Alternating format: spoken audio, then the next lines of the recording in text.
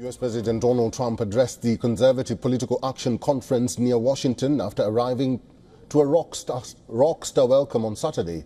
Trump spoke to a gathering that also heard some of the global leading conservative stalwarts, including Italian Prime Minister Giorgia Meloni and Argentinian President Javier Milei. The U.S. president asserted that he is trying to get money back for the billions of dollars sent to support Ukraine's war against Russia. Trump once endorsed Elon Musk, reiterating his wholehearted admiration for his billionaire advisor. We love Elon, don't we? Is that guy? He's a character. With his son X, we love X. He's the only one can get away. His son's really named X. He's the only one can get away with naming his son X. If we ever did it, they'd say, "You're crazy." But he's great. He's doing a great job, and he doesn't need this either. He doesn't need it, but he wants to see. You know, he's a patriot. People said, "Well, what official position does he have?" I said, "Patriot." Oh. In her shout-out to the conservatives across the globe, the Italian Prime Minister launched a scathing critique of what she described as a liberal network. Meloni said when U.S. President Donald Trump, Meloni, Argentinian President Javier Milei and Prime Minister Narendra Modi talk, the liberals call them a threat to democracy. Blaming what she called the ruling classes and mainstream media, Meloni insisted that Europe was not lost and Trump will not move away from it. Adversaries hope that President Trump will move away from us. But knowing him as a strong and effective leader, I bet that those who hope for divisions will be proven wrong. White House border czar also delivered a fiery speech targeting illegal immigration, warning that he will get the job done and not care what anyone thinks. Argentinian President Milei declared this year conservatives will begin phase 2 of the process they have named the deep chainsaw to continue shrinking the state and return to the people the wealth that should have never been taken away from them.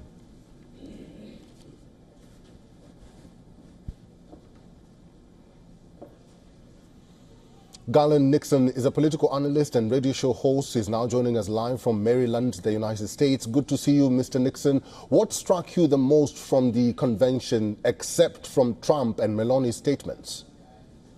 I think a couple of things. Number one, I think the presence of the Polish president. I think from the perspective of foreign policy, the interactions that the president is having with the European Union right now, and I guess you want to call it a political battle against the more traditional, what we may call the liberal or the centrist elements in Europe right now. I think President Duda was basically showing that he has made a decision to go with President Trump, and that we're seeing a bloc form, including Presidents Duda, Meloni, and something else I thought was interesting, and that was that President Robert Fico from Slovakia, being a man who is an old school lefty who draws his political legacy from, say, the Soviet Union socialism or communism, being welcomed into the fray. I thought that was interesting because of the foreign policy contingent, where there is a certain contingent of the left that is supporting Donald Trump's foreign policy, particularly in Europe because of Ukraine and maybe not a lot of other places. But I thought those were two very interesting, very interesting people showing up there because of what's going on in Europe right now and Ukraine. Mr. Nixon, let's talk about the Italian Prime Minister's statement and her attacks towards mainstream media and the ruling class, as she calls them. She calls the liberal network for branding her talks with Donald Trump, President Javier Milei and Prime Minister Narendra Modi a threat to democracy. She also justified that this is happening now and Trump will not move away from Europe and Trump is there to stay. Are her statements justified, or what message was she trying to put across?